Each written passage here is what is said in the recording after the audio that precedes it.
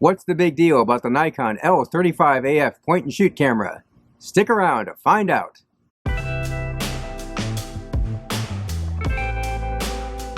The Nikon L35Af is a point-and-shoot camera introduced in 1983 with an original list price of $210 US.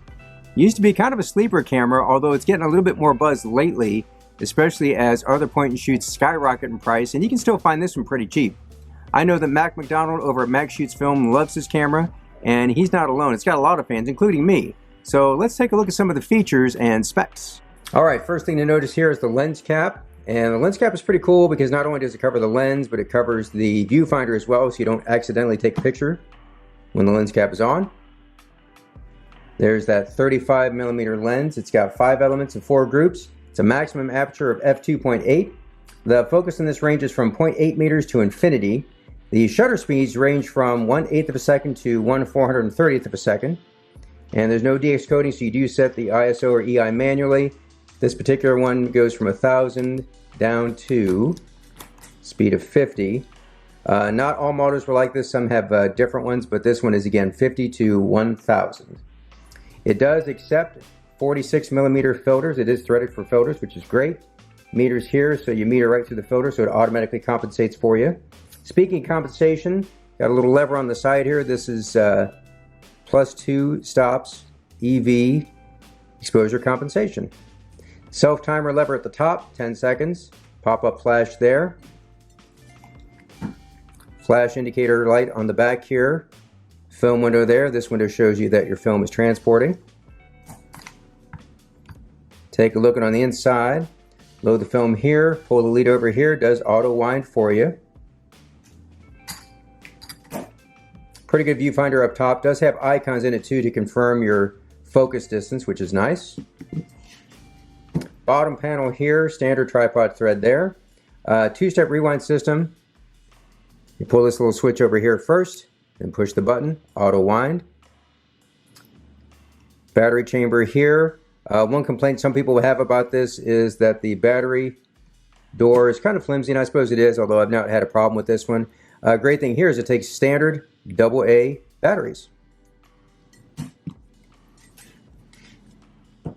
Up top you see the on-off switch, frame counter, and that's about it for the L35Af. Now that we've seen the camera up close, let's review some images.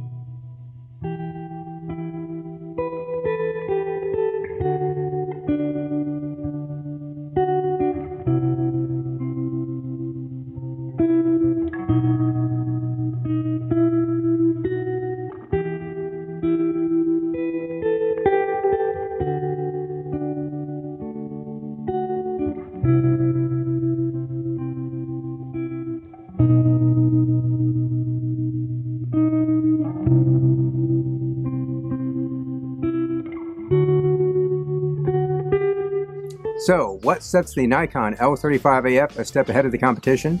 Well, first thing is that lens.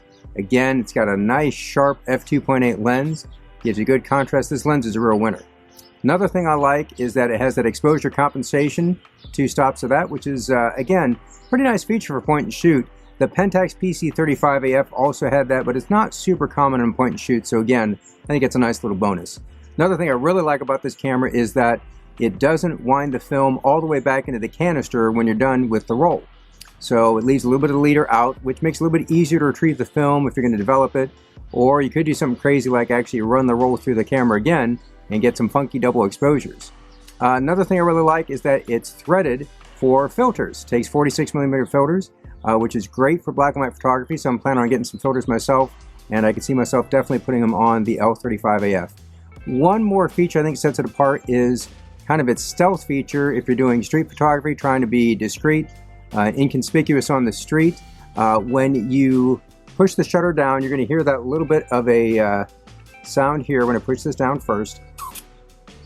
Okay, but if you keep that held in, it doesn't wind the film, which is really the noisier part, until you let go of that button. So take a listen when I let it go. Okay, so as long as you hold that shutter button in, it won't make that second noise, which is really the loud one. So again, another pretty nice feature. I really don't have anything negative to say about the Nikon L35AF, but it's still not my everyday carry or EDC, and the main reason for that is its size. And I know that might sound a little strange at first because you look at this thing, is it a huge camera? Well, no, it's not. But it's also not small enough to fit in any pocket either. It's really the mid-sized sedan of cameras. Another thing is it's got both strap lugs on one side here, so that forces it into a vertical orientation around your neck. That just feels a little bit awkward to me.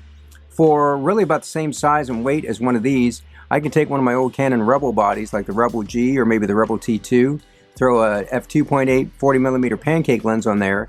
I've got a more fully featured setup that's going to hang horizontally around my neck, which just feels a little bit more natural to me. Having said all that, if you're looking for a point-and-shoot Nikon with a fast, sharp f2.8 lens, and you don't want to spend hundreds and hundreds of dollars for a 35 Ti or a 28 Ti, this L35AF might just be for you. Thanks for taking the time to watch this video. If you want to see more of these videos, go ahead and subscribe and hit the bell for notifications. You can always see more of my photography on Instagram at TheOldCameraGuy. Until next time, do some good, have some fun, and shoot some film.